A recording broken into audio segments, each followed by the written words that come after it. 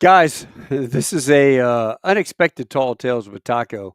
Uh, Basically, I was visited tonight by JC, one of my friends from my old alma mater, Blue Ridge School. JC came over, my folks came over. We had dinner and had a great conversation talking about the school and all the things going there within.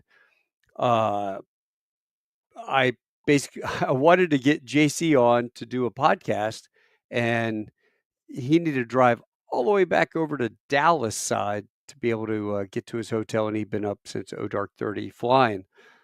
I completely understand it. So I gave him a ride in a Hummer. We went around the neighborhood, had a little fun, and I got a text from one of my biggest supporters, Desi Rosado. And Desi and I go all the way back to 1988 when we were at the basic school together, and then in Corpus Christi at flight school. Great story.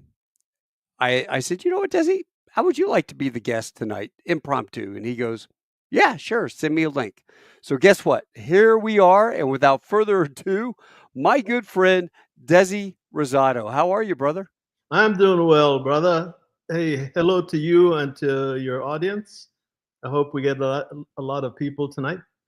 Well, you know what? I mean, even if we don't, I don't give a crap. You were one of my favorite guys. Let's go back in time. I'm gonna set this. Go back in time. You were in fifth platoon. I was in first platoon at Right. the basic school in Okay. 1988. Hotel company, 1988. From there, we both went to flight school, and we went to Pensacola and then Corpus Christi together. And then I remember you disappeared. Yeah. So after we were in a TBS, wonderful experience where you learn to be a Marine officer. Then we went to Pensacola, had a primary there, I believe, and then we went to I was it did primary in Corpus. Oh, okay. I did primary. Well, what when you first get into flight API. school? Yeah, we Yeah. did API in Pensacola together. Okay. Yeah, and then primary in Corpus. So that's a good story too, because there was a guy, Kerry Smith. Do you remember him? Kerry Smith. Yeah. Yeah, Yeah, he yeah. was a cycle guy in our platoon because he had broken his foot at the first time he went through TBS. So he went through the second time. And while we were finishing up in Pensacola, I got assigned to Pensacola and he got assigned to Corpus. And he had a girlfriend in Pensacola.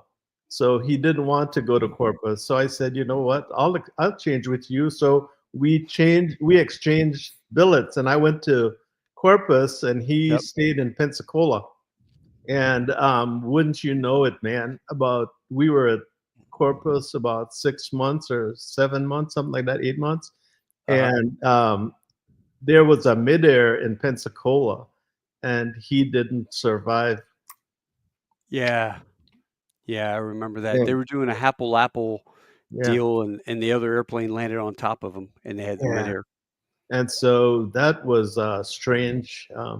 So anyway, while I was in Corpus, um, I decided I didn't want to fly anymore. And so that's when I left, and then I went to the instructor um, company for the reserves, the Marine Reserves at Corpus at the Naval Air Station, and I was on the staff with the instructor. He was a captain. He became a major while I was there, and I was a first lieutenant. So he was gone most of the time. So I was the one pretty much there with the staff. And Right. so we had a active duty staff, and then we did reserve weekends for the Marine Reserves.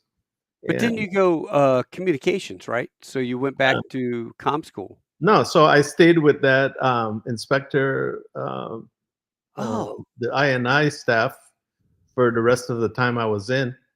And after that, then I left and went back to Los Angeles. And from there, the story goes on to when I went to my first real career, I guess. yeah. So yeah, Qualcomm. yeah, Qualcomm. Qualcomm. A little So I small was When I started, it was a small company. I was employee 1,210, and Wow. um, at the time, and it's funny because the person I was working for, I met her in San Antonio at a conference. Uh-huh. I was working at a law firm in LA, well, a huge law firm, and so I met my future boss at a conference, and they were like, "Hey, we're hiring at Qualcomm. You should apply." And so I I um, Ooh. I applied, and of course they called me, and they called me on a Friday and said, "Can you come for an interview?" Um, like I'm like, "Yeah, I can Yeah. come, but I'm at work." And they're like, "Can you come tomorrow?" And I'm like, "Tomorrow is Saturday. I'm going to the USC UCLA game." And they're like, "Well, let's see what we can do. Come today." And so I got in the car, drove down, and interviewed, and came back. And it's funny because one of my interviewers, the vice president of the department, was an Ohio State grad, Uh-huh. and so we started just talking about football. And you're USC. And I'm a USC guy, and he's Ohio Yeah. State. So we just talked about football for an hour, and then he's like, "All right, the interview's over. See you." And I walked out. I'm like, "I got the job." Was he a Marine by chance? No, he wasn't. But at the base in San Diego was still a Navy base. This Yeah. was in 1994, Yeah. and so the Marine base was. I mean, the base was still a Navy base, and there were F-14s flying. So we walked outside, and there were all these flying over, and he was like, "Yep, my dad was a Marine," and I was like, "Awesome." So Jesus. You know, so that's where you went. You disappeared flight school, yeah, and then you did the I&I, and then you got out and you went Qualcomm out in San Diego or right. LA, and Hmm. then San Diego, right? San Diego, yeah, Okay. So fast forward 2006, December of 2006. I had gotten back from Iraq in February of 2006. So fast forward December 23rd, my airline sends me from Dallas to DCA on the 23rd to pick up a trip the next morning, the 24th, fly from DCA Dallas to Belize City with a guy who's a Czech airman. And at the time, I didn't know him. Um, Perry Brown is one of my closest guys, and I attribute helping me relieve my PTSD. Just a fantastic individual, Air Force guy. Well, Perry and I fly back to Dallas, and I go up to the gate to do something, and this lady comes up to me, and she is frantic. I mean, this woman is friggin' nuts, and she's like, "My daughter and her fiance, they're flying from Chicago with 8 guests for the wedding, and the winds were out of limits up there in Chicago. They had like 2 runways going. I mean, it was really bad. The flights were delayed." And she goes, American says it'll be 3 days before they can get to Belize, and they're going to miss their wedding, and oh man. oh." And I'm like, "Look, lady, it's December 24th. It's Christmas Eve. I'll go down and talk to the captain. I'll make sure, they land. You tell them not to walk and stop and get a coffee, but run to get to this gate because we'll find something wrong with the airplane on Christmas Eve. I will do that for you, lady." And that's what I did. I went down, talked to Perry, and Perry goes, "Oh, hell yeah. We'll hold the airplane for him. It's the last flight of the night." How's Perry, by the way? I haven't heard from him in a long time. Oh, yeah. He's retired now. Oh wow, that's Yeah, awesome. yeah. Yeah, he's retired. We were both Czech airmen together on the 7-3. Friggin' Excellent. awesome guy. I'm gonna send him a link to this video.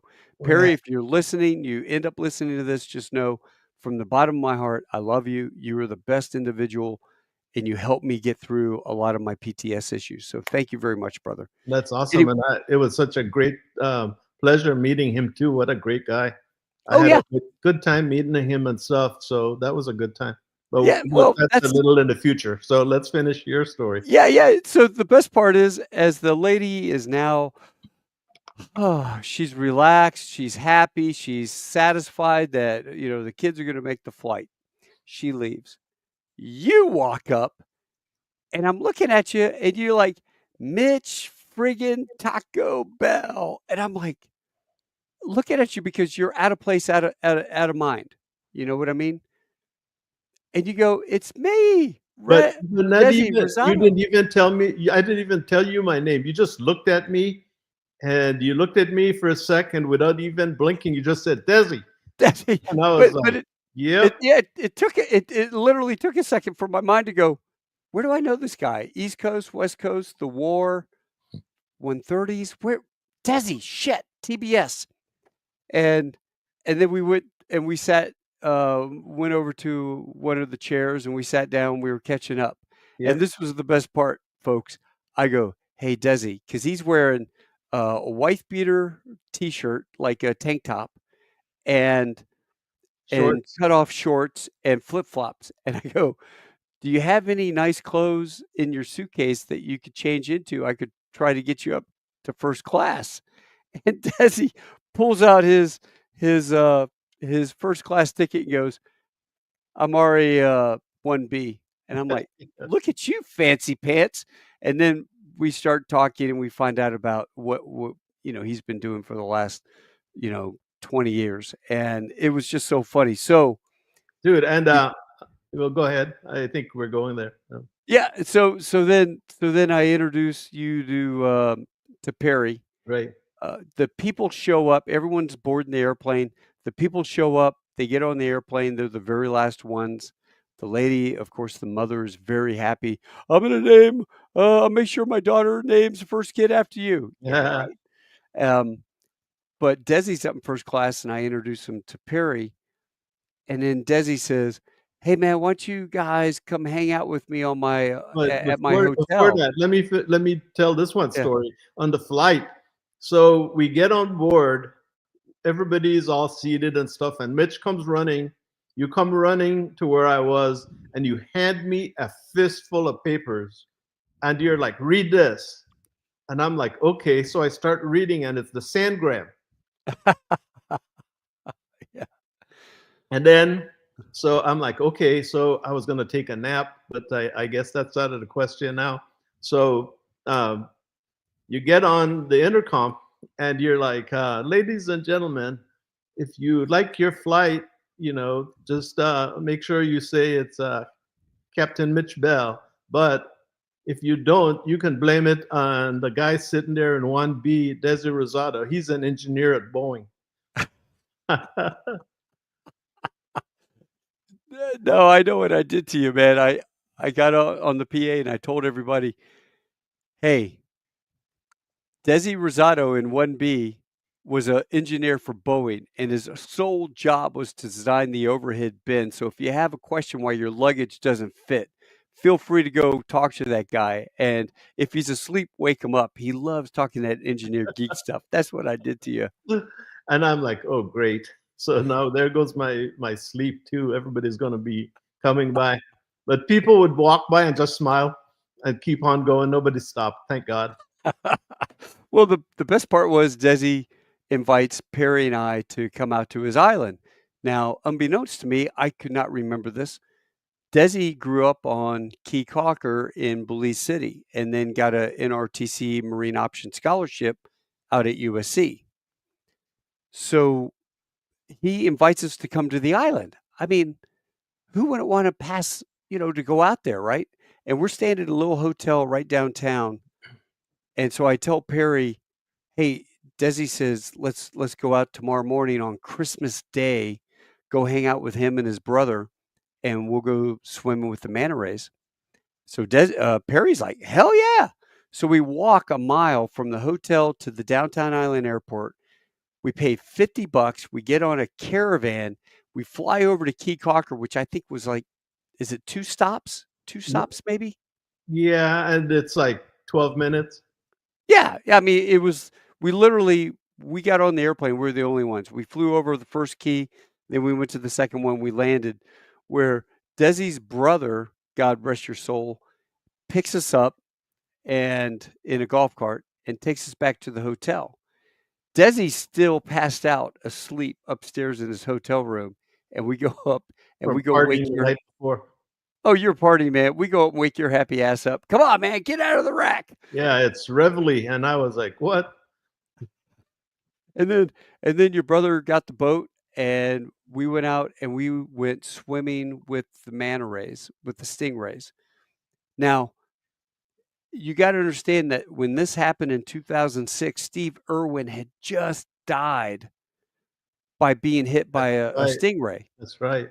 And the stingray, he swam over top of it and startled it, and the tail went up into his sternum and hit his heart, Yeah, and just there was nothing he could do. He died. that was just such an unlucky accident, man. Oh, I've never horrible. heard of that before, but I mean, Yeah, they but how many have you ever been stung by a stingray? no, but I've known people who have stepped on it because they like to like sleep and feed in the shallow, muddy places where you can't see them because of Mhm. the color. So if you step on them, you can get stung.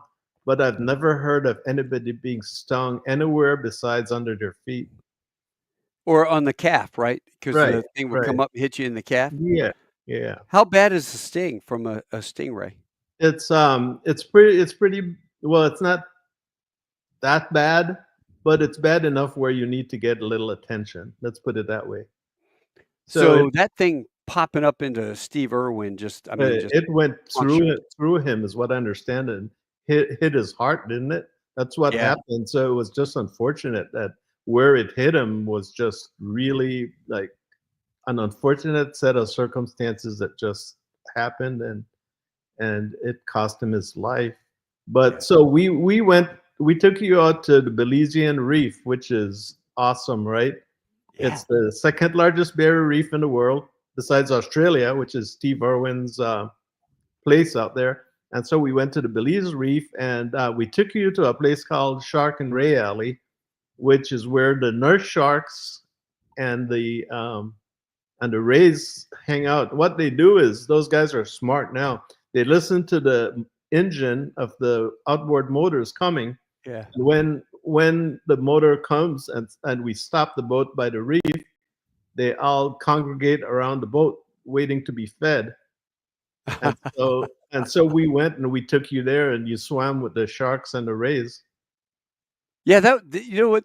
Getting in, I remember getting in Hmm. and hanging onto the side of the boat and then kind of sliding down because they're all swimming around you, Yeah.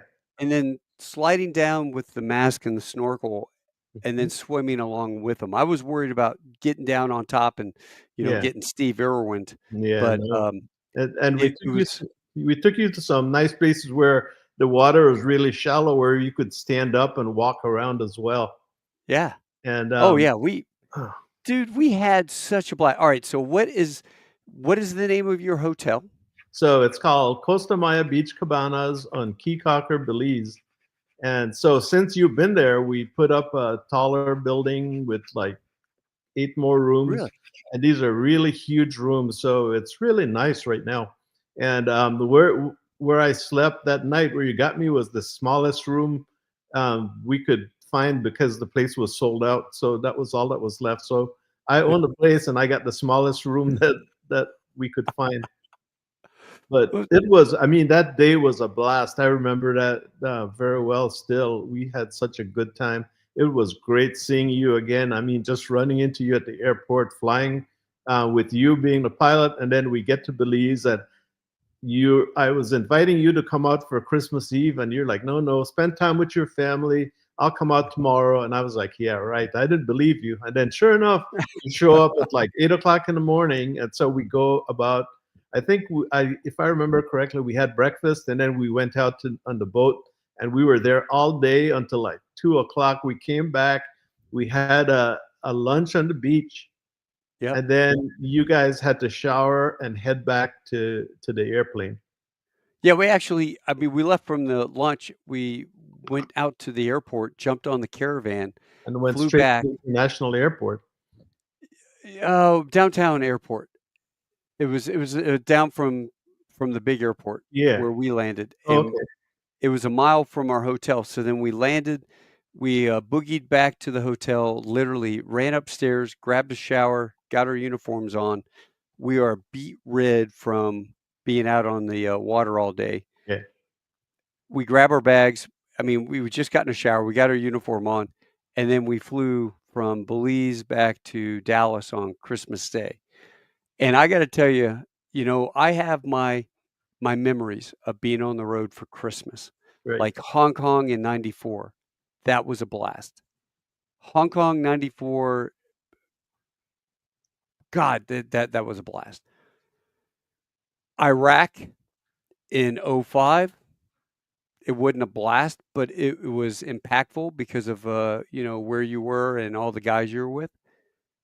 Spending Christmas with you in Belize, that's up there in the top four of all my Christmas, trips. That was a blast, my friend. Paris was a lot of fun too one year, but I got to say, being in Belize with you, your brother, and Perry, bar none. I see Perry; he still talks about that. Yeah, that was, I mean, that was so unexpected. And yet, it became such a great time for us to reconnect, hang out, and do something like that in a place where, I mean, the weather was just awesome that day. Oh, And we went out. The sea was just calm as heck, and we could stay out there all day, um, so and enjoy the reef. so I'll in the comments I'll definitely put a link to your hotel Yeah. so that folks, if they want to go to Belize City, go to Caye Caulker and go to Desi's hotel. Desi, Yeah, do you give them a military discount? absolutely. Just talk to me and you'll get discount. That's Especially it. if they're a viewer of your program, if they're a viewer of Tall Tales with Taco, or if they're a former military, they'll get a discount. Um, Awesome, man. and too bad we didn't. This was like a quick turnaround here for me to be on, but I would have sent you some pictures of Belize and of the Shark and Ray Alley. Since then, I mean, I go every year and we go out there on the reef, and I got some great pictures of the sharks, the nurse sharks, and it's intimidating at first because they Yeah. look like ordinary sharks, and the first thing that comes to mind when you think about sharks, you think about great Great whites whites. or bull sharks or something like that. But and these sharks they get just as like big. They're like 8 feet long, and they look huge and intimidating, and they look scary. But you get in there in the water with them, and they don't bite. They just like nudge you because they want to be fed. And so while you're in there, and like you said, the rays are swimming between your feet and then just swimming all around you. You can be in there and you just have all of them just surround you, right?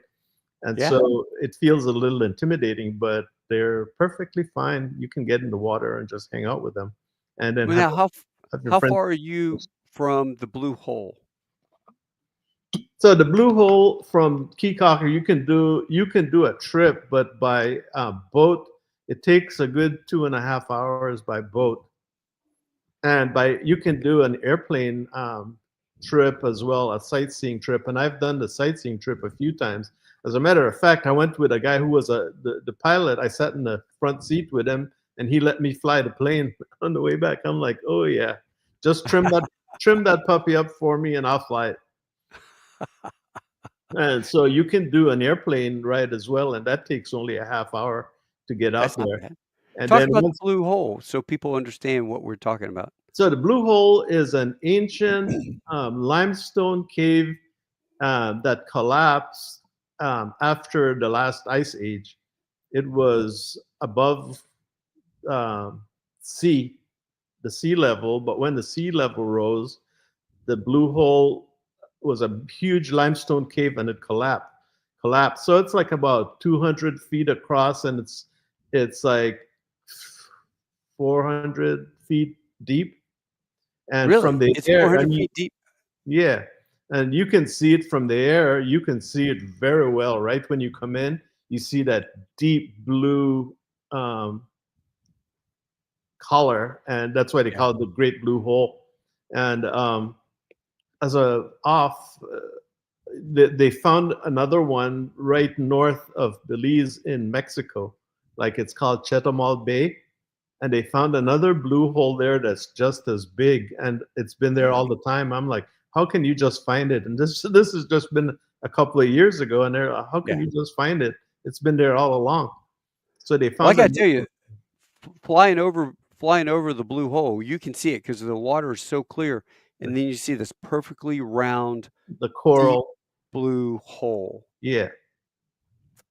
And you can go and you can do a diving trip or you can do a snorkeling trip. My cousin, who has a dive shop right next to the hotel, it's called Frenchie's Diving, and Mhm. they do a trip every other day or so to the Blue Hole. You Mm. can go diving with them, or if you want to go and pay for the trip, you can go and just snorkel and just So snorkel all so over the. you could leave early in the morning, 2.5 hour, and you get to the blue hole and go Blue dive for a Go while. dive for a while and then come back at the end of the day. Oh, that's not bad. How Yeah, yeah. about how about into Belize and some of the ruins and stuff up in Belize? So there are some cool ruins. So there's some trips you can do, like an all-day trip. I did this a couple times. You go and you do zip lining, Yeah. and they have some really good zip line. I mean, that scared the crap out of me. One of them was really, really long. I would say like I don't know, 1,000 feet or more. Yeah. And that sucker, it looks like the line looked like it, you know how it sags. And I'm like, Yeah. oh my God, will I be able to come back up on the other side? So you can do it. They have these packages where you go and do zip lining, then you do a thing called cave tubing, and Yeah. you get on these inner tubes, and you go upriver, and then it floats down the river, and it goes under these caverns, and you can see like inside the caverns, you have like your headlamps and all that stuff like Yeah. like the old mining days, right? You have those old, and so you go through there and you see all the stalactites and stalagmites and all that stuff in the cave, and you see little openings where you can see the fauna growing and stuff, and and it's like nice and hot outside, 85 degrees, 90 degrees sometimes, and the water is like 65 degrees.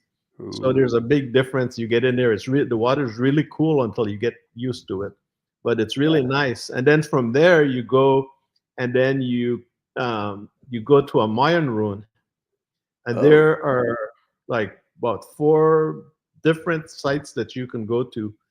As a matter of fact, there was a show on I think it's Discovery. It's called Expedition X, Mhm. and they were doing a show where like this was like last week where they went down to Belize to a Mayan ruin, and they had their equipment all set up looking for ghosts and all that stuff. They're like looking for ancient Mayan ghosts. So that's one of the things you can do as well. You go to the Mayan ruins and you know walk around and climb up the Mayan ruins like the temples. You get to the top of the temples and stuff. Well, let me ask you this. What was it like growing up as a kid on Caye Caulker? I'll Did tell you you what, it was so different than life is now there. Right now, it's you have everything, right? You have internet, you have all these dive shops, you have a lot of shops, stores, hotels, all that. When I was growing up, it was a little fishing village. It had right now there's about 5,000 people living there. When I Mhm. grew up, it was about 300 people. Really?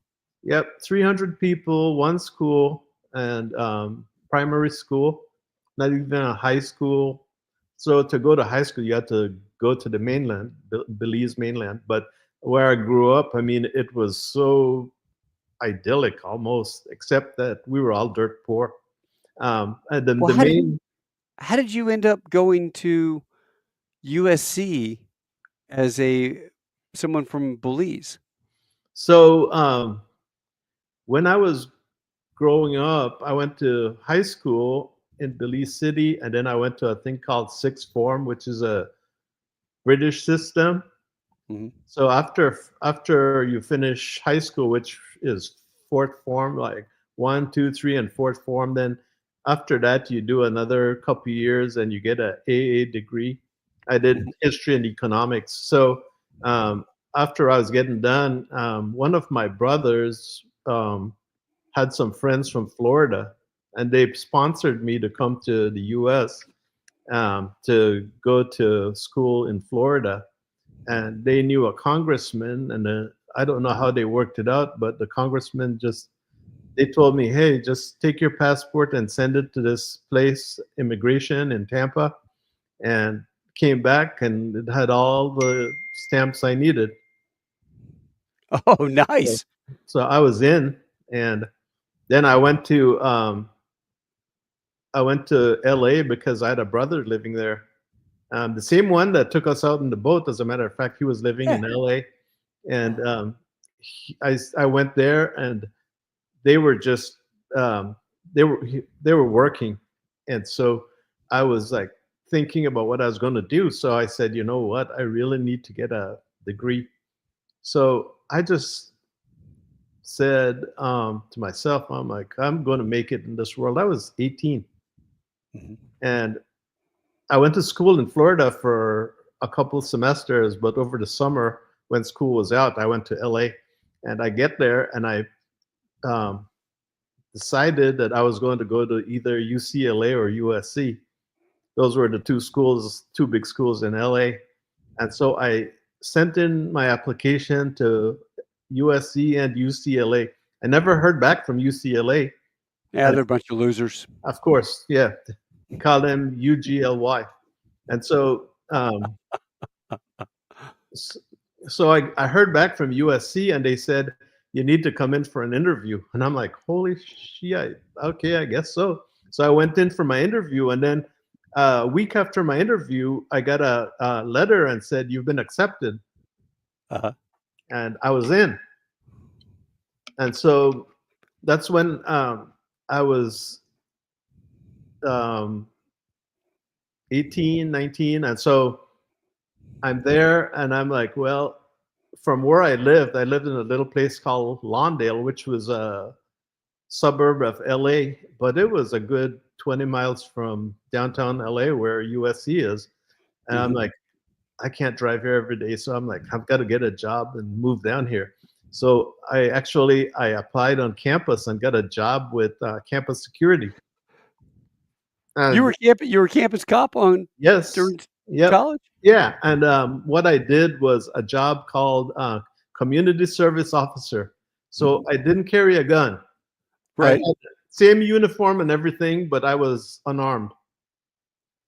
And so I was a community service officer. And when you work for the university, if you're an employee, you get 50% tuition remission. So That's right cool. there, my tuition was cut in half. And of course, I was working, so I paid for my own lodging and food. So I only had to worry about the 50% tuition. Yeah. So I mean, at that time, a unit was like $300 or something like that, 250. I Yeah. don't know, something like that. It was a private school, really expensive, but all my money that I made went to paying my tuition.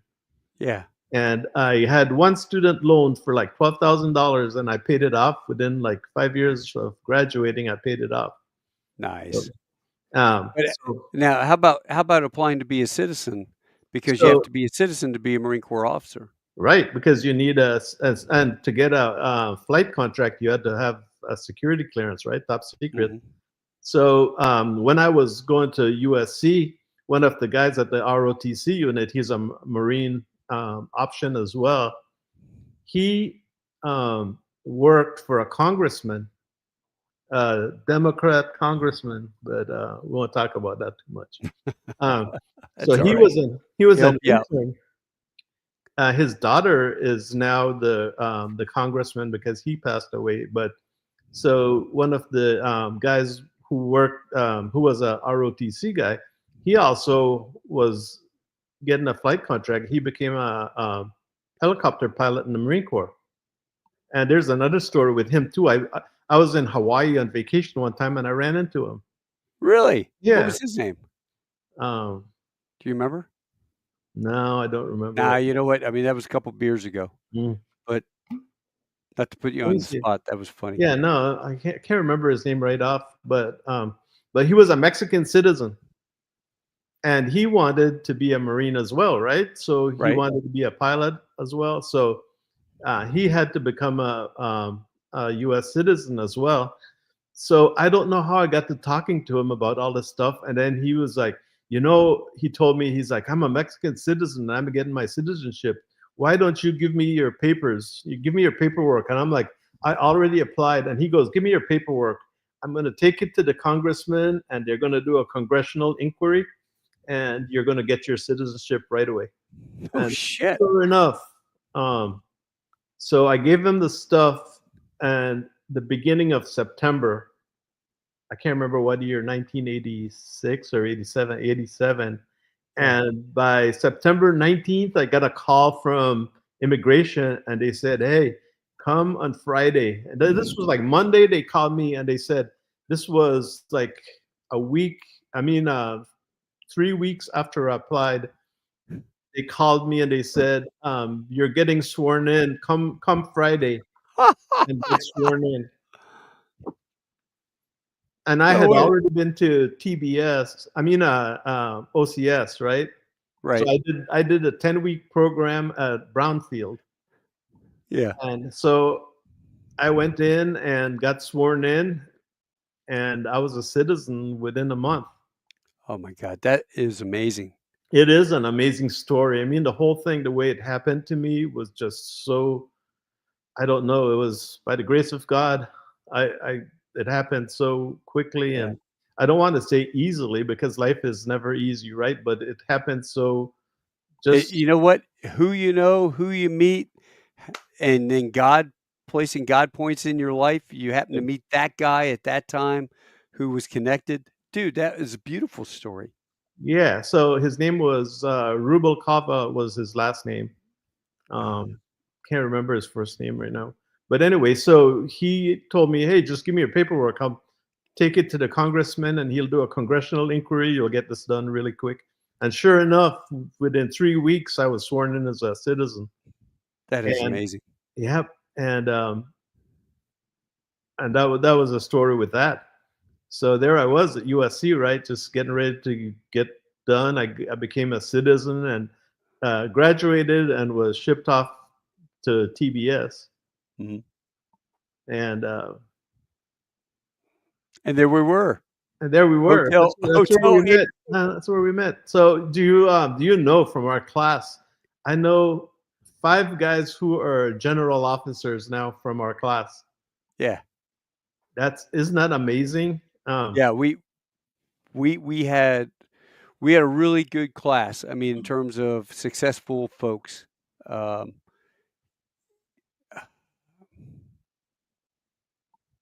I'm sitting here having a mind fart on who I bought my first car from. But yeah, we've had about 5 guys that made general officer. It's Incredible. it is it's awesome. I mean, it's just and our class was just I don't know. I presume that every class feel they're so unique, but ours was such a blast. Like the whole thing. Remember, our platoon had our Elvis name tags made up, and we would go to class with everybody wearing an Elvis name tag. Now that was you guys. Yeah, That was your platoon commander was cool. We had Migraine, Steve McGrain. yeah. We called him Migraine. He was a dick. We hated him. If that dude was on fire on the side of 95, nobody would stop to piss on that motherfucker. I'm You ever sorry. run into him ever after that? I've never run into him. I Googled him once and saw that he was a retired school teacher somewhere. He'd done like become a school teacher, I guess. Yeah. But I mean, he had no zero personality. He was a grunt. No personality. He liked to run. And our entire platoon was his trading platoon for the Marine Corps Marathon that November. Oh, jeez. So when you guys, like 5th platoon, was sitting there eating pizza in the queue and you're all secured, we're out running 6 miles. Yeah, we We're used to feel running the sorry for FBI you loop. guys. Oh, we hated that guy. I mean, he's kind of like he reminds me of, Band of Brothers. the captain that nobody Sobel that nobody liked. He was that guy. That was funny, man. That was such a what a great time when you look back at it, right? But When I so look back, so yeah. yeah, so that was my USC story, right? And Mhm. I had man, that was like such formative years. When I was there, we had the Pope visit and the Olympics, and so that was such a great experience because I was working on campus, and the campus was one of the Olympic villages, and so they fenced off a whole like majority of the campus where you couldn't go into the Olympic Village without credentials. And but we worked all around it. We were Mhm. supposed to be like the security for them all around the village, still for the campus. And just the buzz around the whole campus was just awesome. And that I just remember like I started collecting Olympic pins. And so ever since that Olympics in 1984, I still collect Olympic pins from every Olympics. So I Really? got a whole big Olympic pin collection. And and then when I was there, I worked with the Secret Service when the Pope came to LA. This was Uh-huh. Pope John Paul II, and he landed on campus. In the middle of campus, we had a track and field place, and so he landed on the in the middle of the track and field place, and that's where the band used to practice. He landed there in a Marine helicopter and got in the Pope Mobile, and then drove from there to the Coliseum where USC plays its football games. And you've heard of the the Los Angeles Memorial Coliseum. Yeah. So he drove from there to the Memorial Coliseum, held Yeah. mass in the Coliseum, and it could hold 100,000 people. Yeah. And so he had mass over there, and then drove back, got in the helicopter, and then took off. That Did you get was to shake his hand or have him oh, bless some holy water for you? I was actually working with a Secret Service sniper team. So we were on the roof of one building, and these guys had all their weapons laid out, Yeah. and we were like the lookout for those guys, looking Oh, at shit. all the buildings around to make sure that nobody was looking through any windows or anything. Unlike the Secret Service of, future Pennsylvania, that wouldn't get on the slope roof so Trump, gets shot. dude, that was Holy such crap. a disgrace. I cannot believe that those guys were so lax in their reconnaissance of that place. That was a disgrace. Yeah, that was I couldn't believe it. I mean, that was it such that there was there like one of the easiest things to spot. yeah, there were a lot of things that went wrong, definitely Mhm. with that program. Yeah. Um, hey, I wanna switch gears. Asia, what Oh was it yeah. like as a VP? Now you're a senior VP with Qualcomm, because I always found this fascinating. You're a senior VP with Qualcomm on production, right? So I was in Technology? technology at Qualcomm, and I was a senior director. And I was in charge of a department with 350 people and $100 million budget that I was managing. And I went to Asia I started traveling for my job. The only reason was because I was the only one who was single and like would say, okay, I'll do it, Uh-huh. for everything. I was like, I would volunteer for everything. And so I have this huge department to run, and I'm like, I could manage it on the road. So I started traveling, and I went to China for the first time in 2000. I went to Beijing. And that Wow, was what'd you think of that? oh man, the first time I was just freaked out because I w- I was thinking, oh, they'll know I was a Marine. They'll keep like freaking tabs on me. But actually, that happened to one of my buddies. And I'll tell you about that story in a little bit. So the first time I went to Beijing, we went. we had to fly from San Diego to San Francisco, and San Francisco to Beijing, and there was only one flight a day, Right. and it's a 24-hour turnaround, and they forgot our luggage.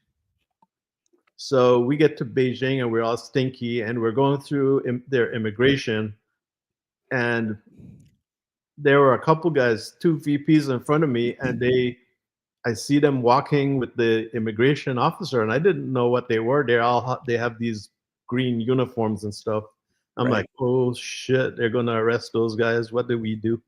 So I get to the immigration guy, and I give him my passport, and he looked at me, and he's like shaking his head. I'm like, what? There's a visa in there. What's wrong?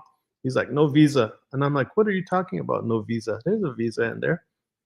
And then he goes, no visa. I look at the thing, and it says Republic of China.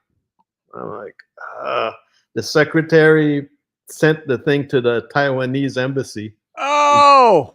instead of the People's Republic of China embassy, and we end up with Taiwanese visas, and Oh, they love that. Americans don't even need visas to go to Taiwan. So I'm like, oh man, we're sunk. How did you get out of that one? So in the old days, they used to send you to Hong Kong, and you'd have to fly from Beijing to Hong Kong, get a visa, and then come back. But that same month that we went, which was July in 2000, they opened an office at the airport called the China Friendship Society, and they sold you a visa there at the airport for 30 days for $100. So we went to that place, and we all got our visas and came back and got through. And so we're like, okay, great. And then we get to our luggage, and there's no luggage.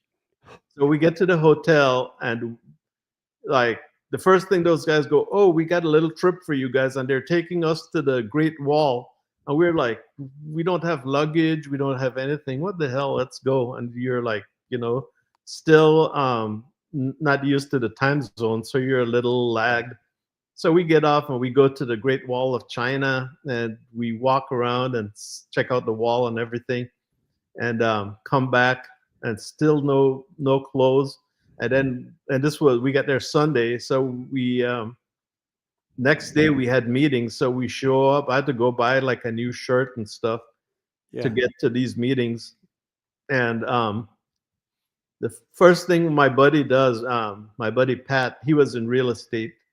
And so we get done with the meeting, and these guys are like, okay, let's go to the hotel, and let's go hit the bar. And I was like, when I'm back at home, I work till like 7, 8 o'clock at night. Don't never hit the bar at like 5 o'clock.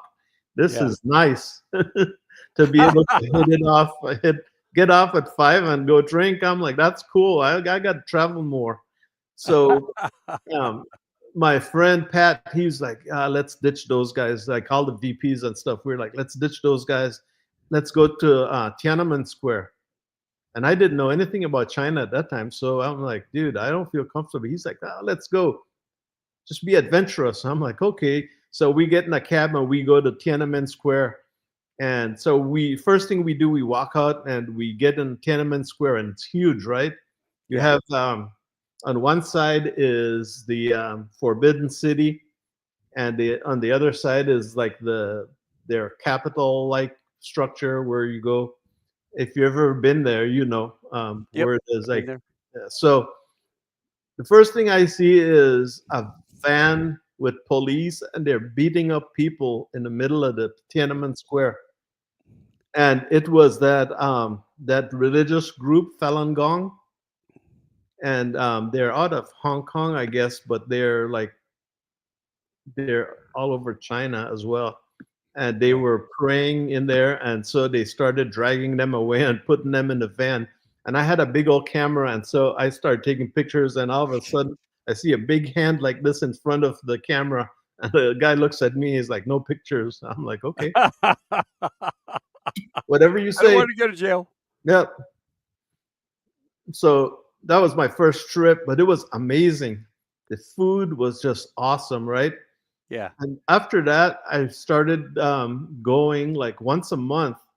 At the same time I started going there, Qualcomm was going through a reorganization, and because of the way the industry was, Qualcomm had been producing phones, like cell phones. Mhm. They were making them in San Diego. They were also doing the base stations. They were also doing chips and also technology. So about 4 or 5 different businesses, and they were starting to look like a monopoly. And some companies were not buying some of the products because they were considered competitors. So they wouldn't buy some certain stuff because they were they were looking at it as buying from your competitor.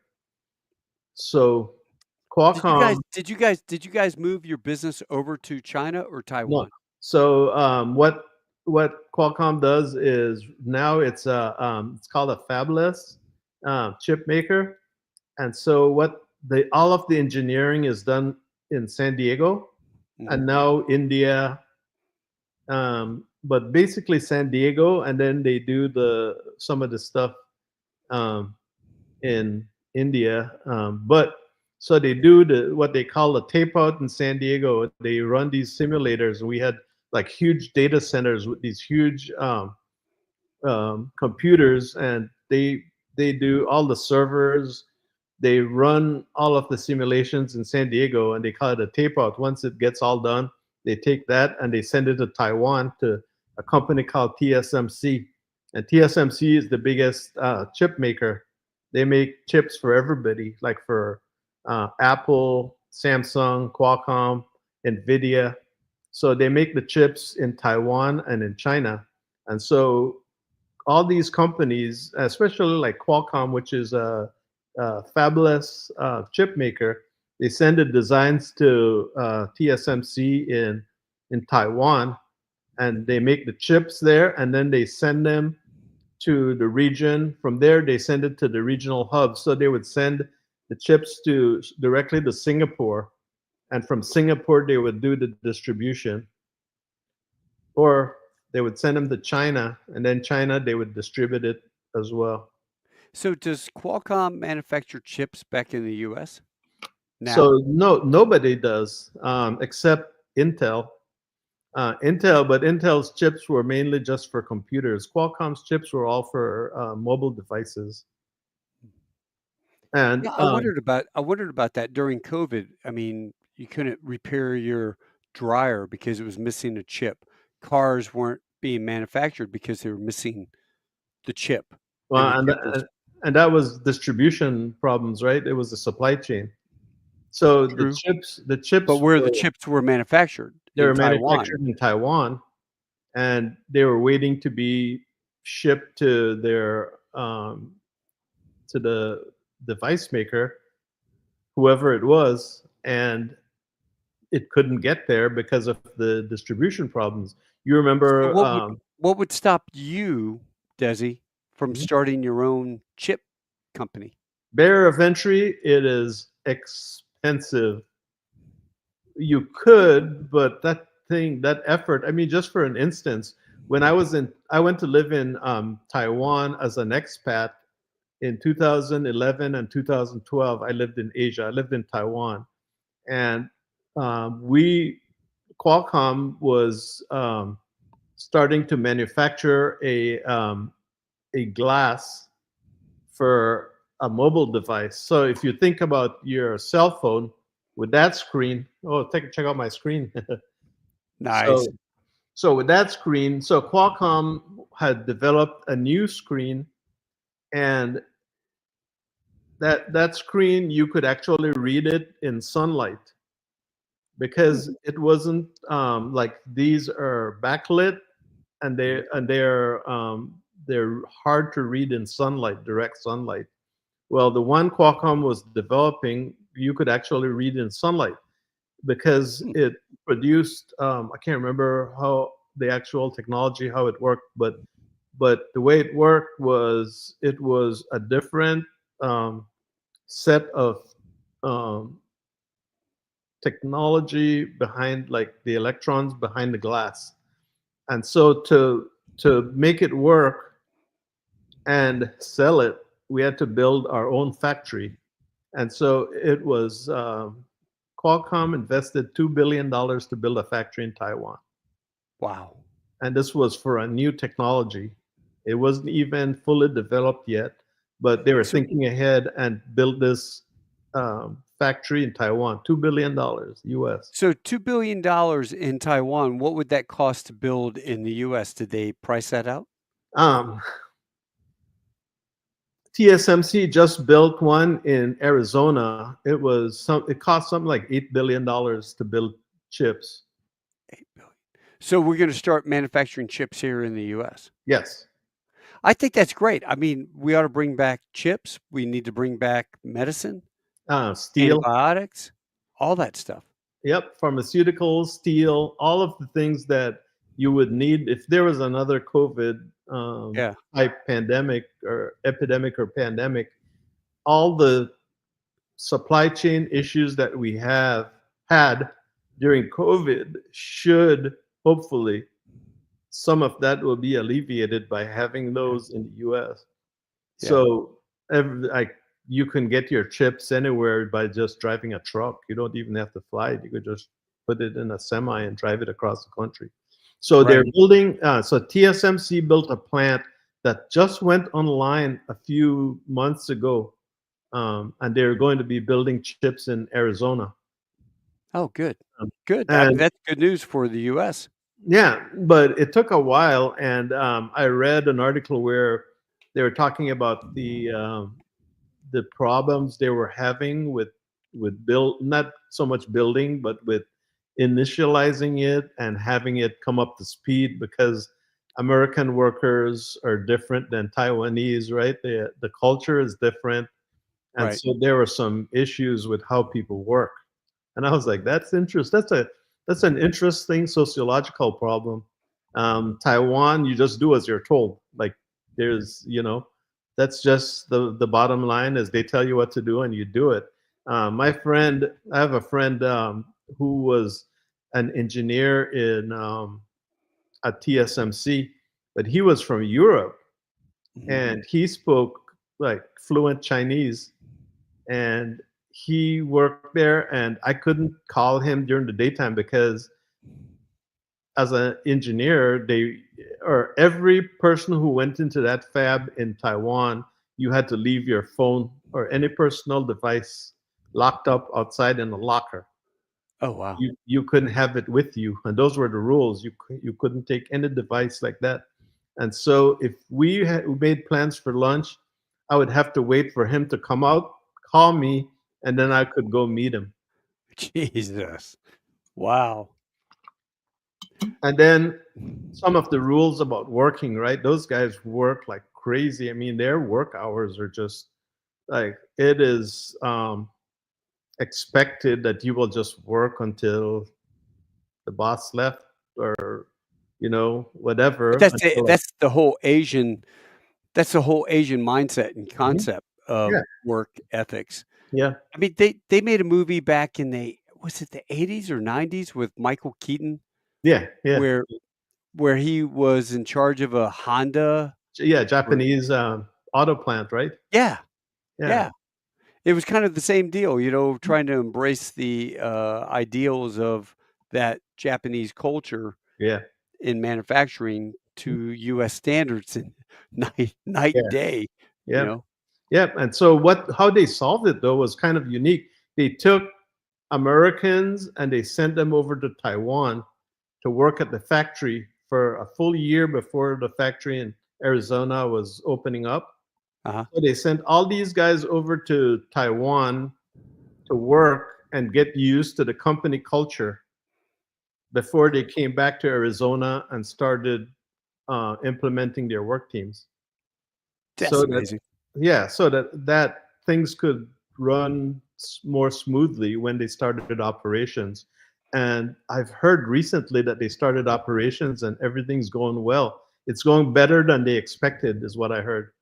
Mhm. But so they're supposed to invest more too. I think the president CEO of TSMC was in at the White House, and they announced that they were going to be building another couple of chip manufacturing plants in the U.S.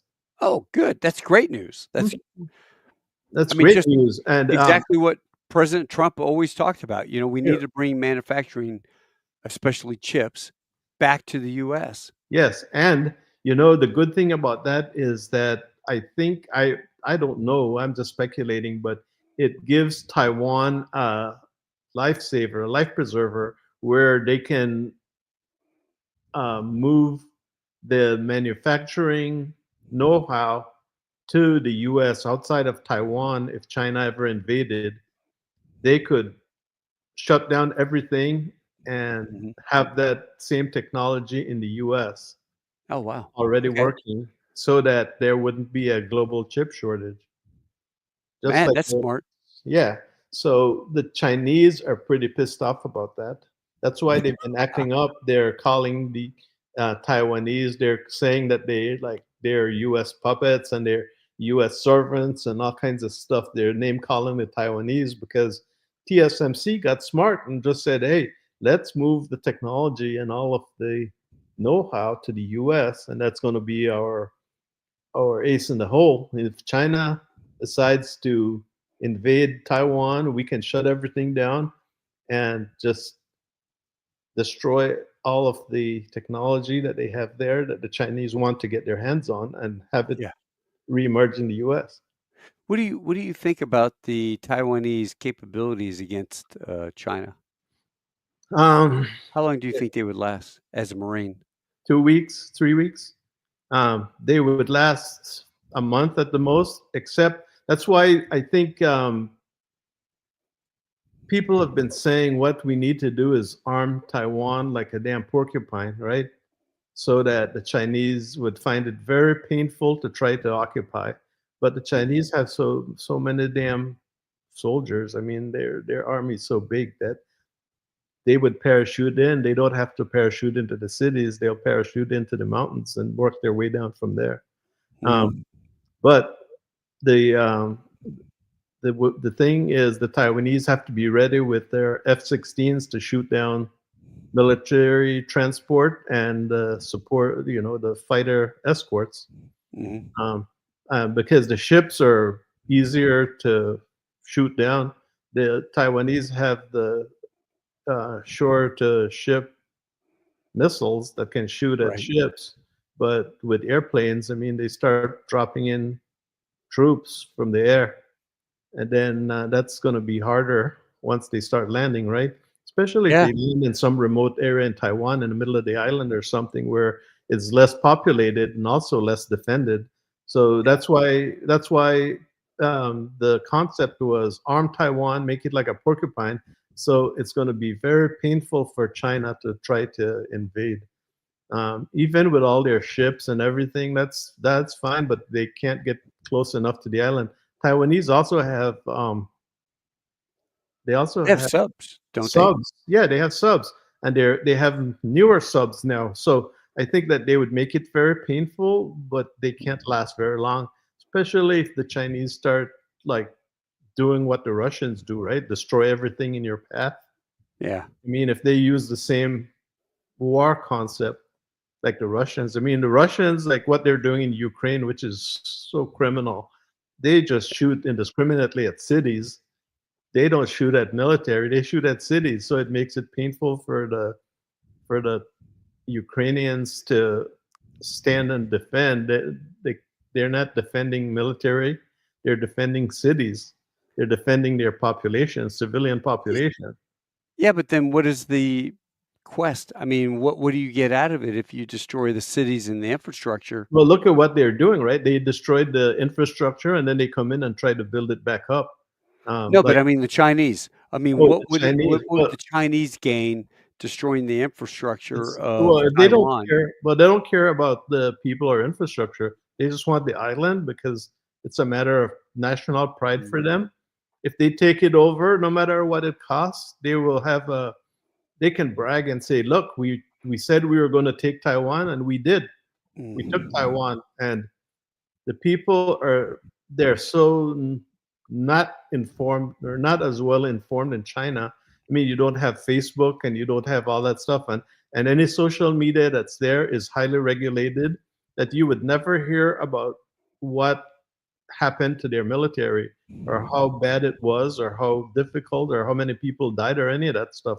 You won't see any of that stuff in China because it's so regulated. You have they set up, I mean, with the help of American companies. Cisco helped them set up the Great Firewall of China. You've Yeah. heard of the Great Firewall, right? Where they just block out any content that they don't want in China. You don't have Well, Facebook. unless you have a VPN, because when I'm over in Yeah. Beijing or something, Mhm. I use a VPN. Yep. I can get Oh, on it's funny. Facebook. It's Yep. It's funny too. When I used to land in China, I would use Facebook for like an hour or so before they figure it out, and then they shut it off. Yeah. And then I would use a VPN at the office. You know what I used to do is go to the squadron. I would go type up fake orders and then go stamp them top secret. And I would take them with me over to China, and I'd ball them up, throw them in the trash can, and I'd go out shopping. Come back, my trash can was empty. Little chocolates on the pillow. So right now, there's some dude in China going, "Oh, that Taco Bell, he lies." Well, you want to hear a funny story about that? Was when in 2006 and seven, Yeah. I was doing my MBA at USC, and our graduation trip was a trip to Shanghai. Mm, And I had love Shanghai. yeah, I had two Marine lieutenant colonels in the class, and they both got promoted to colonel, and they were Mm. F-18 guys. One was a F-18 pilot, Mo Mahoney, and the other was Dan. Uh, and so we went to Shanghai and stayed at a nice hotel, and the guys had we had all our stuff there right in the hotel, Yeah. and the guys left their laptops without putting them in the safe. I mean, even if you put them in the safe, those guys They have could open that in a yeah, they heartbeat. could Yeah. open that. So they had their laptops in their rooms, and when we came back one night, they had each other's laptops in their rooms. So the freaking Chinese military or intelligence people came in and they were looking at their laptops, and they freaking switched the laptops and they were in each other's rooms. Oh my God. And Yeah, I believe that. yep, and then that's just one story. I have another story for you. So I when I was in Asia, I had my apartment in Taiwan, but I would go to like Japan, Korea, China. So I'd go to like Beijing, Shanghai, Hong Kong, Yeah. Macau, Singapore every month, right? I had to go see my employees and go check up on stuff. So I was in Tokyo on a trip, and I said to myself, I come to like Japan every month, and I don't do anything outside of just work. So this time I'm going to take a couple of days off, and I'm going to Mount Fuji.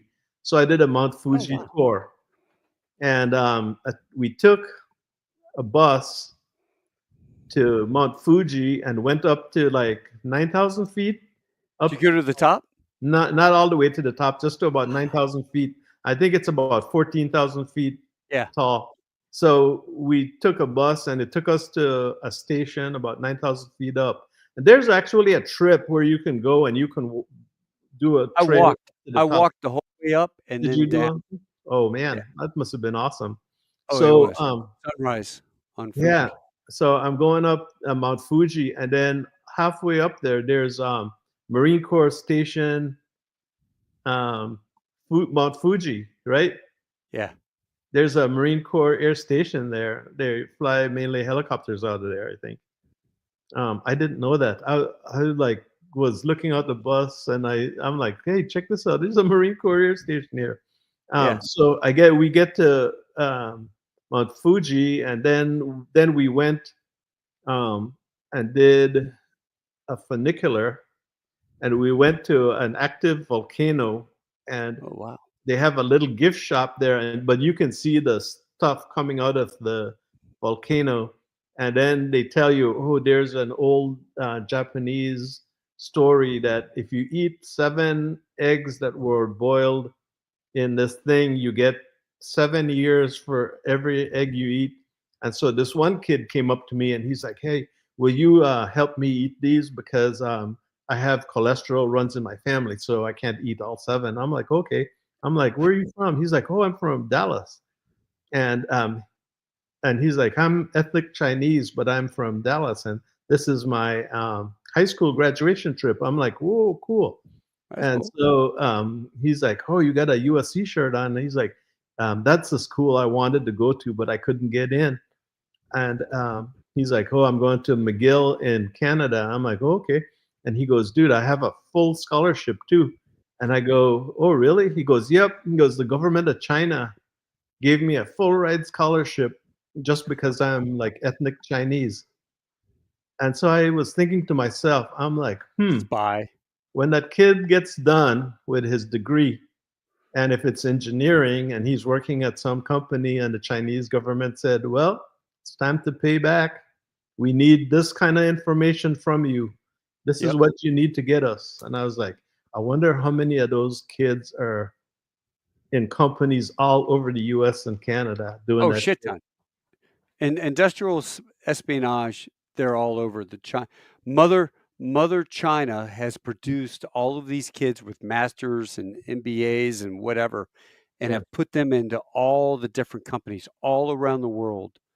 And it's like they report back to the mothership, hey, yeah. you know what? They need these kind of widgets, and we're building these widgets. Here are the plans, and we can build these cheaper in China.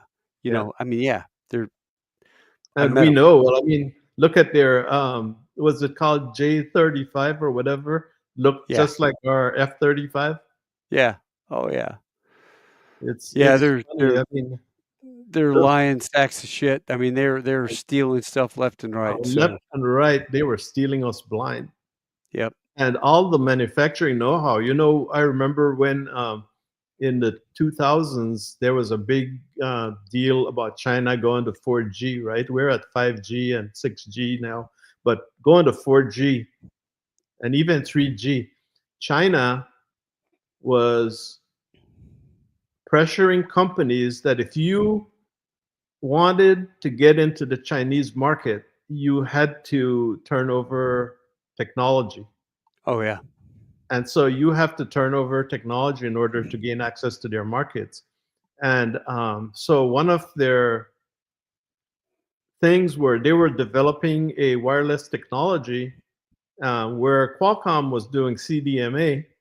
This was before it went to like 3G, 4G, where it all merged and it became UMTS, WCDMA, wideband CDMA, and it became a universal standard.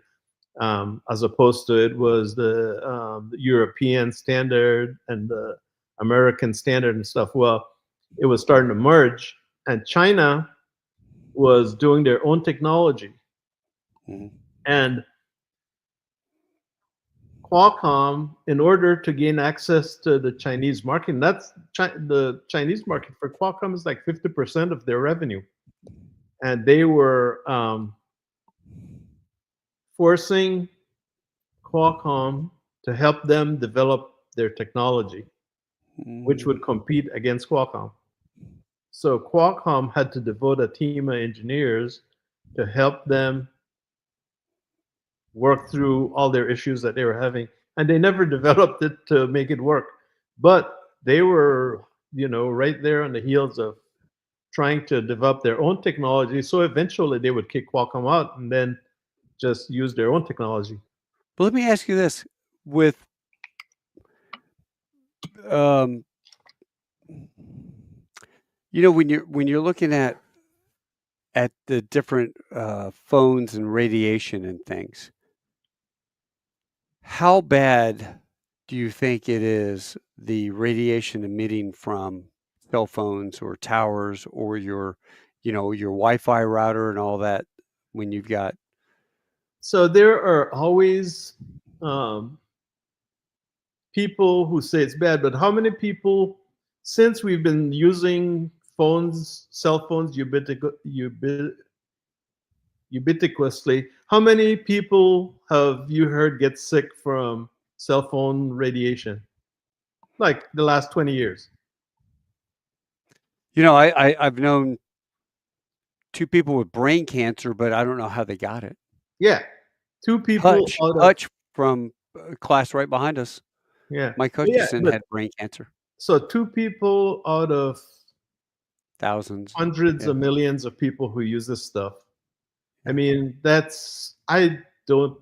used to work with these guys a lot, and I never heard of anybody that they were worried about the technology getting people sick. I Mhm. never heard it. And as a matter of fact, they were in like around 2007, 2008, they were working with, Qualcomm was working with American Airlines to Mhm. test the use of technology on board an airplane Mhm. to see if it really affected the flight controls, flight instruments, and stuff. They never Mhm. found anything. It was totally safe. Well, I always love that when they would tell everybody to turn their phones off. It's like, I'm sitting up front going, "It won't do anything to our stuff," but Yeah, no, it's totally safe. And well, a friend of mine who was a VP of engineering, he was like telling me, he's like, you know why they tell you that is because the phone companies don't want you to be using the phones because um, you can't really get a good signal when you're flying that fast and Mhm. you're jumping from tower to Tower to tower, tower. Yeah. and the signal would be so bad you would think that it's the cell phone company, and they don't want that reputation. So they're very Uh, happy to go along with the airlines telling you to turn your phone off. cheese dicks. But we worked with American Airlines, dude, for a year or so doing tests to make sure that these phones and mobile devices, the chips, would not have any effect on The the navigation navigation, or navigation yeah, computers. Yeah. the nav, and all that. And as a matter of fact, if it had any effect, why would they allow you to use it now with like um, Wi-Fi? Wi-Fi is a wireless technology, just Yeah. like cell phone technology. It's like Yeah. they allow you to use Wi-Fi, so it's like it was all Dude bull. dude, it's just like you show up at the airport and you got a bottle of water. Yep. TSA takes the bottle of water and disposes it because it could be a bomb into the trash can right next to them. So the whole trash can is filled up with bottles of liquid that could, quote, be a bomb, Yeah. and it's right next to them. Right next to them, right? And they treat Idiot. it. Then they don't treat it like with kids' gloves. No. So, instead of going, "Hey, Mitch, Taco, take a drink." "Mm, Yeah. okay, you're good." Yep. "Nope, let's throw that bottle of water away because it could be a bomb." Yeah. And Just they have shake an it. entire trash can full of perfume, bomb material, perfect, water, Yeah. nitroglycerin or whatever. I have no idea what they think. Yep. And if it was that volatile to be a bomb, just throwing it in the trash would Would blow it set up. it off, right? Yeah, it's like GSA, Government Sale or Services Services Administration. Yeah. Administration down in I stopped by their office in Austin, and when you walk in, they literally have an entire room. I mean, when you walk into the first area, and they have nothing but desktops full, I mean, like, giant table bins full of knives and corkscrews and knives and anything that they deemed, dangerous, at the airport, and they confiscated, and they put it in there for sale. So, Yeah. sometimes you go in there and you can pick up a pretty good knife for 10 bucks, whatever, you know? Nice. Nice. It's kinda crazy. Yeah. Um, so I got to tell you this story about my trip around the world one time when I was working with Qualcomm, right? So we started off in San Diego Uh, and went to LA and flew from LA to Frankfurt. and stopped in our office in Frankfurt and worked there for a couple days. Then flew from Frankfurt to India, New Delhi. Fuck. And so we're in New Delhi, and man, just the immensity of the people, like The people pollution, everywhere, pollution, food, you the smells, everything, right? get sick? And the hotel we stayed is like a 5-star hotel, but it's like a compound, like with a big 5-star hotel. I'll tell you on the way on the trip. So we're in Delhi, and then we get an email from our VP at Qualcomm in San Diego, and they're like, "You guys need to go to Vietnam after you get done in India."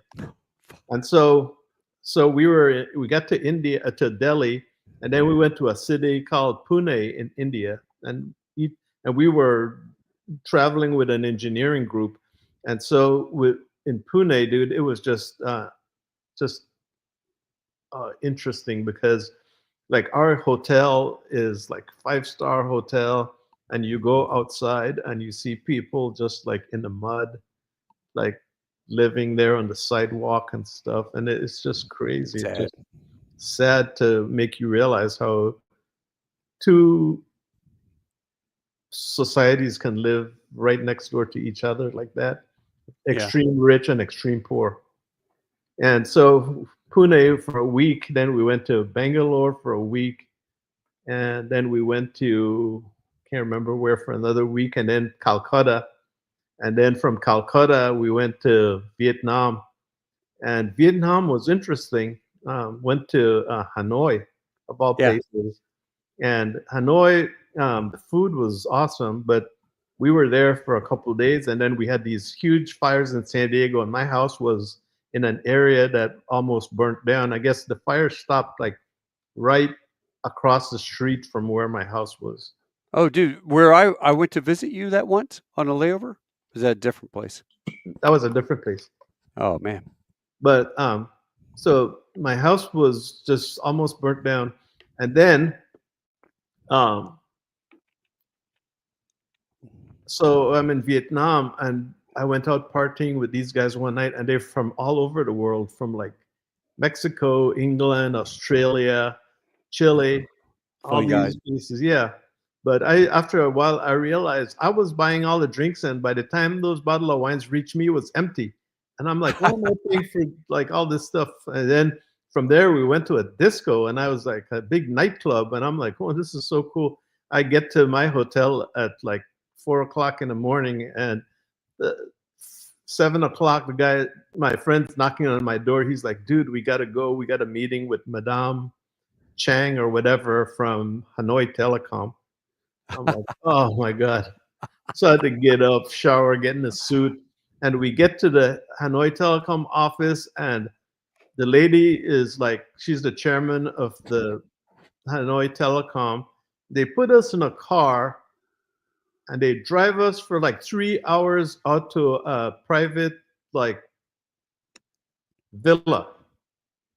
And so we're at the villa, and we're like, are we meeting her there?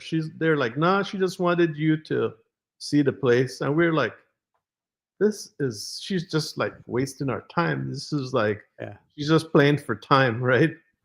So we finally like left from that place, went back, and finally got to meet with her after lunch. But from there, flew back from there to Hong Kong, and Hong Kong to back to San Diego. But I tell you what, India, I was in India for a month, and eating Indian food like once a month, once in a while is great. Eating that stuff every day, oh Yeah. man, it tears up your stomach. Yeah. That stuff, eating that food every day was crazy. But I mean, it's awesome to like travel and eat the food from where you go to and stuff. And then Oh, yeah. travel can be fun, and like for us, it was awesome because we were the way we work was like you work all the time, anytime, right? So you didn't have to worry like weekends. You didn't have to go into an office. You just Mm. work from wherever you are, and so you could take off on the weekend and go see stuff. So go Oh, see that's awesome. Taj Mahal and go see like Yeah. all these Indian temples and all that stuff. So everywhere we went, we get time to go see stuff. And What a great memory. I mean, all the way around the world. I've done that but I went west. Yeah. But dude, that is awesome. Dude, I was gone for a month. But like I was telling you, I could only do that because I was the single guy, right? So I could like Yeah, take off and go anytime. And yeah, then one time good. went to Israel, and that was another great trip. And after we got done working for the week, we did this trip. We went up to the to Nazareth, the Sea Uh-huh. of Galilee, the Oh Golan yeah, Heights, the River Jordan, and it was a full day trip. And it was just like one of those things, right? I'm in Israel to work with my office for a week, and then on the weekend I get to do this awesome trip in the Holy Land and see all the stuff I never would have. I mean, this one poor little kid from Belize, right, would never had the opportunity to do all that stuff, except yeah. for where I've been. Um, I think a I lot of know your family is proud of you, brother. dude. You know what? A lot of it was the the leadership and discipline you learn as a Marine, right? You never forget Mhm. all of those lessons that you're taught. You just remember, like, you never heard it that too much when we were going through because they were talking about more. Still, remember the difference between coming off of like Vietnam. We were at the back end of the the societal change Yeah, towards attitudes towards Vietnam yeah, before the new um, technological revolution that started in '90s and stuff, right? yep. So in the '80s, the end of the '80s, we were in the end of that. So our leadership. I remember we saw a major who was on stage when they had these councils and stuff, where the major was just like, he's like, I can't wait to go back into combat. I can't wait to go kill people. We were like, whoa. Yeah, there's some interesting people. I mean, there was a dead time there in the '80s where nothing happened. I mean, you had Yeah, Grenada in what, mhm, 86, 80, yeah. no, 80, no, Pa- 83, Panama 84. was like 89, 90, something like that. Yeah. And then you had the first Gulf War. Yeah, Yeah, I have. there was nothing. Yeah, a lot of our friends were out of their schools in time to go to the Gulf War too. Yep, Like artillery guys, tanks, yep. Motor T. yeah, infantry guys. Yep. My friend Justin was just finished with the rag at El Toro, and he was an F-18 guy, and he was in the Gulf, first Gulf War. Yeah. He flew on that mission over the highway of death, is what they called Yeah, it. yeah, yeah. Highway of Death. Yeah, so he was there. So he told me stories about that. As a matter of Man, fact, he just one of the guys, I'd have to go back and look. One of our guys who was an infantry guy got a Silver Star in Iraq in huh. the first Gulf War, Oh yeah, in Kuwait or Iraq. I can't remember which, but I just remember being back at Cherry Point and seeing him up on the news. And yeah. I'm like, I went to TBS with that guy. Really, So one of our guys. yeah, one of our guys. And I'm having a mind fart who that was, but I'll look through our cruise book and see if Yes, we can't figure it and out. my buddy was in the Marines. He was F-18 guys. He was in the Marines for 10 years, and then he retired. He got out as a captain and went to FedEx, and he just retired a few months ago after 30 years at FedEx. And he was mostly flying the Asia route Yeah. when he was done. So he would pick up a plane from LA, Honolulu to Shanghai, Hmm. pick up his plane in Shanghai, fly the route for a few weeks, and then fly back home. So he did that every month, and but he'd fly for a week or two and then be off for the rest of the month. Yeah, they got a pretty good schedule. They're having a rough patch right now, but Yep. And he was they'll waiting get for through it. their union contract to get done, but it didn't happen, so he retired. Yeah. Um, but so he was, one of the guys I know who went. And another friend of mine, as a matter of fact, one of the guys who talked me into joining the Marine Corps, his name was Ron. Bernal. He was an infantry officer. Hmm. So he was at, when we were at TBS, he was an instructor at OCS. Oh, And wow. he got a Bronze Star with a Combat V when we were there at TBS. I went to the ceremony over at Hmm. OCS, and he was the platoon leader that led the assault on the Iranian oil platforms in the Gulf of Suez, right there. Not Suez, the Wow. Gulf of whatever that Gulf is, the one between Iran when we sunk half of the Iranian navy in like one day. Yeah, yeah, So, yeah, yeah. so he was the platoon leader. He was the Marine platoon guy that led the assault on those Iranian oil platforms and took them over. Oh, that's And amazing. he was on the cover of Marine magazine 1 month No shit. for the stuff that he did that day. Well, hey, Desi, I hate to cut it off, but we've been sitting here jaw jacking for an hour and a half, and I'm afraid my camera's going to run out Oh and wow, it's been, cancel man, up. that time went by quick. I told you we just sit there and shoot the shit. What do you want to talk about? Oh, whatever you want to talk about, we'll talk. It was a great But time, man. I'd love to do it again. you will, and you know what? I have I have a coin for you, my friend. Oh, This sweet. coin, there are many like it, but this one is yours. So I will have to mail this. You'll have to send me your address, and Or we could meet for lunch. let's meet for lunch because let's see. I don't think this thing. So you can't see it, but it says "Tall Tales with Taco Bell, Lieutenant Colonel Mitch Taco Bell, USMC retired. A life lived in fears, but a half life lived. This coin is yours. So Awesome. thank you Thank for you. being a guest, impromptu, spur of the moment, and all because you sent me a text and go, "Hey, who's your guest tonight? I can't wait." Well, you know, man, It's I you. watch your show every time, and tonight I was going, "Oh man, I hope I don't miss it." I forgot, like, because of the time change and stuff. The past couple of weeks, I've been getting on late, and No worries. tonight I didn't want to miss your show. I missed the Brit you had on. Um, Well, you I, can always go back and go watch it. that's true. Tim.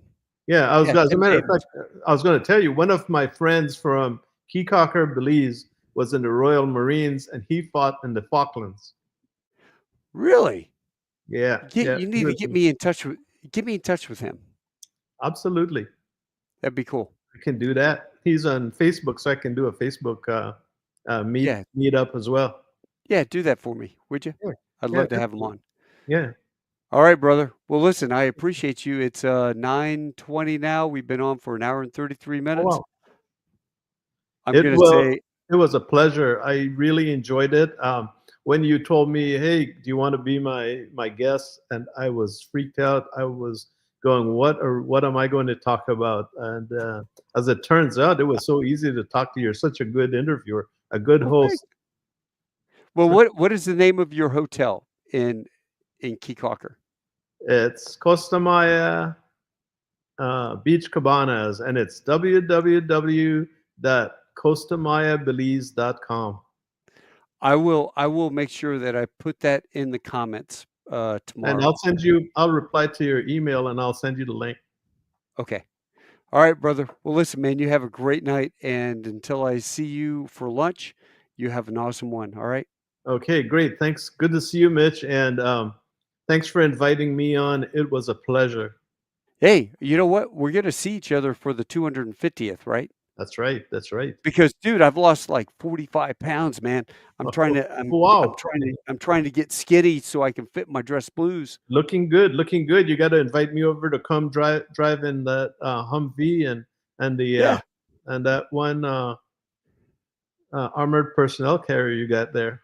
dude. Anytime you come over here, you got an open invitation. Sounds good, man. Good to All talk to right, you, Mitch. you Good too, man. night. Take Have care, a good brother. night. Thanks again. All right. Semper Fi. Have a good night. Hoorah, out here. All right.